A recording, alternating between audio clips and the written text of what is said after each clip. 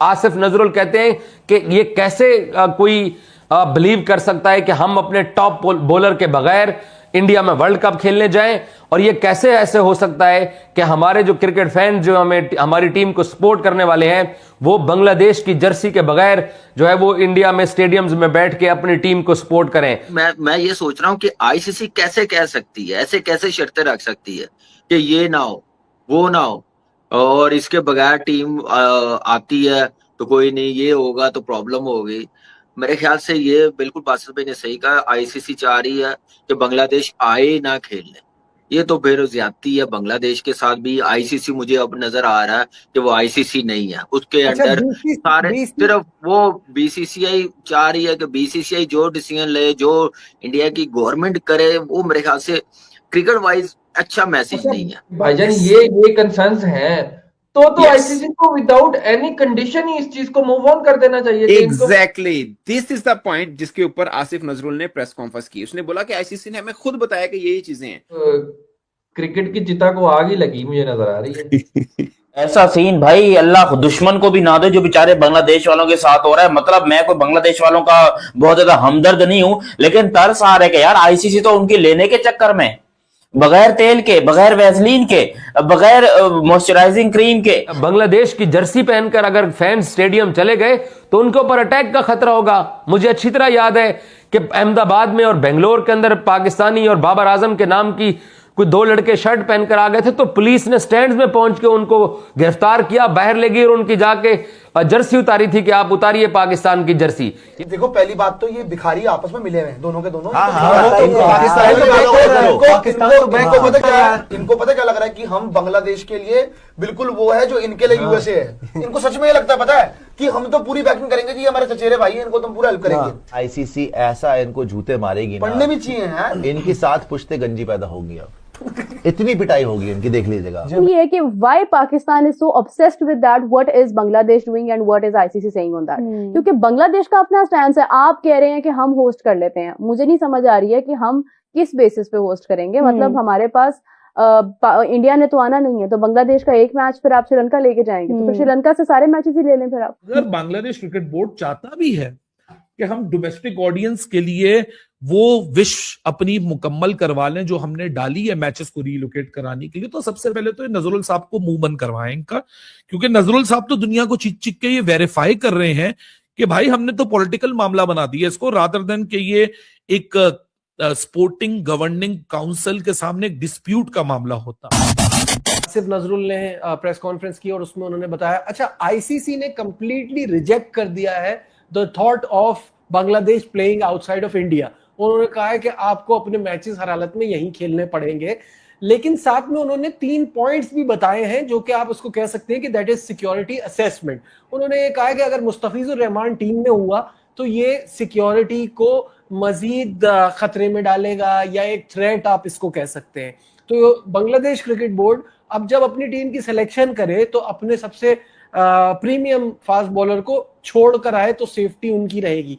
दूसरी बात उन्होंने कही कि अगर बांग्लादेशी फैंस उनको बांग्लादेशी फैंस अगर जर्सी पहनते हैं या झंडा लेके ग्राउंड में बैठते हैं तो वो भी सिक्योरिटी की थ्रेट को इंक्रीज कर सकता है। और तीसरी बात उन्होंने की, जैसे बांग्लादेश के इलेक्शंस करीब आ रहे होंगे उस टाइम पे भी थ्रेट थोड़ी बढ़ सकती है, तो फैंस और जर्नलिस्ट बांग्लादेश के इलेक्शन, हाँ जो इलेक्शंस करीब आ रहे होंगे तो बांग्लादेशी फैंस को थ्रेट और वो बढ़ सकता है। तो बात समझ नहीं आ रही कि ये तो वही पॉइंट्स है जो एक्चुअली बांग्लादेश क्रिकेट बोर्ड और बांग्लादेश बताना चाह रहा है, तो आईसीसी उसी को हाईलाइट कर रहा है और फिर ये कह रहा है कि आपको यहाँ खेलना पड़ेगा। आपने टर्म्स एंड कंडीशन बताइए ना नजीब।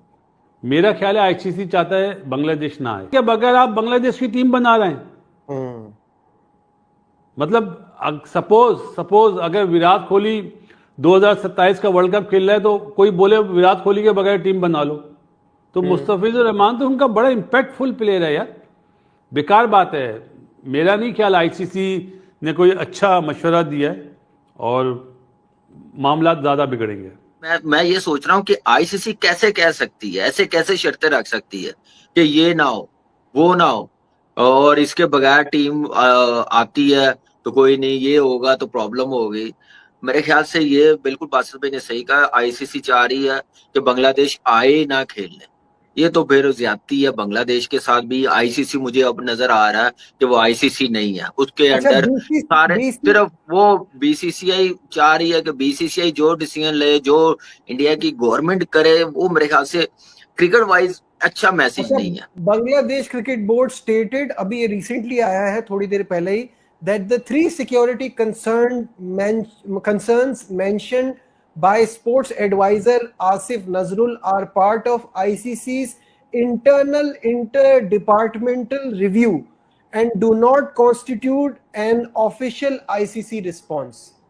वो ये कह रहे हैं कि ये कोई आईसीसी का ऑफिशियल रिस्पांस नहीं है, वो उनकी इंटरनल एक वो है जो आसिफ नजरुल ने बताया है। तो अभी ये ऑफिशियली आईसीसी ने नहीं कहा कि ये 3 थ्रेट्स हो सकती हैं, तो ये भी मेंशन करना जरूरी है।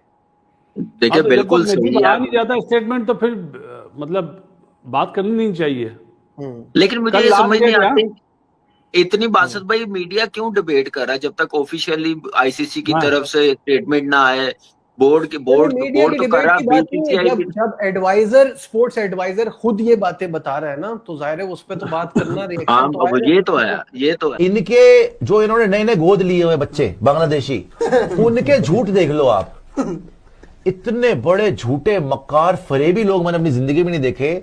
उनका जो ऑफिशियल था ना, जिसने पंगा लिया था, जिसको उसने बोला भी था तमीम इकबाल ने कि भाई आप लोग ये पंगे ना लो, आईसीसी आपका रेवेन्यू काट देगा, आप रोड पे आ जाओगे, पहले ही भिखमंगे हो, जो थोड़ी बहुत कपड़े बचे हैं वो भी चले जाएंगे। इसने आज पता है क्या झूठ बोला है? इसने बोला है कि आईसीसी ने हमें लेटर लिखा है कि बांग्लादेश की टीम इंडिया में सेफ नहीं है, तो हम ये चाहते हैं कि इंडिया से हमारा ना जो है, हमें क्या बोला गया है आईसीसी के द्वारा कि आप कलकत्ता में मैच ना कराएं, आप केरला में कर लें। उसने बोला नहीं, हमारी मांग है कि इंडिया से शिफ्ट कर दो। 3 चीजें कहते हैं। पहले तो आईसीसी बोल रही है कि इंडिया वाले बोल रहे हैं कि मुस्तफिजुर रहमान को तुम नहीं खिलाओगे। झूठ। अबे हमने उसको वहां से निकालने के लिए बोला था आईपीएल से, ये थोड़ी बोला कि तुम अपनी टीम में ना खिलाओ। तुम मुस्तफिजुर खिला लो, मुस्तफिजुर का भाई खिला लो, तुम तमीम खिला लो, तुमने हारना फिर भी है, हमें क्या फर्क पड़ता है, किसी को भी खिला लो। तो ये झूठ बोल रहा है कि आईसीसी ने मेल लिखी कि मुस्तफिजुर को नहीं खिलाओ, पहली बात। कहता सेकंड बात, क्योंकि बांग्लादेश के इलेक्शन आ रहे तो सेफ नहीं होगा, इंडिया कह रही है। कुछ भी बकवास कर रहा है, कुछ भी बकवास कर रहा है, पागल हो गए कुछ भी। और फिर कह रहा है कि बड़ी बांग्लादेश में एंटी बांग्लादेश सेंटिमेंट है, कुछ वैसी बकवास कर रहा है कि बांग्लादेशी जा नहीं सकते। तो 3 पॉइंट हैं जिनकी वजह से बांग्लादेश इंडिया ट्रैवल नहीं कर सकता, हम केरला में नहीं खेलेंगे। वहां पर सोर्सेज ने खारिज कर दिया कि आईसीसी ने कोई मेल ही नहीं भेजा, और आईसीसी बोल चुकी है कि हम वेन्यू शिफ्ट नहीं करेंगे, खेलना है इंडिया में खेल लो। अब क्या कह रहा है कि जी देखो हमारी तो इज्जत पे बात आई हुई है, हम तो इंडिया में खेलेंगे ही नहीं।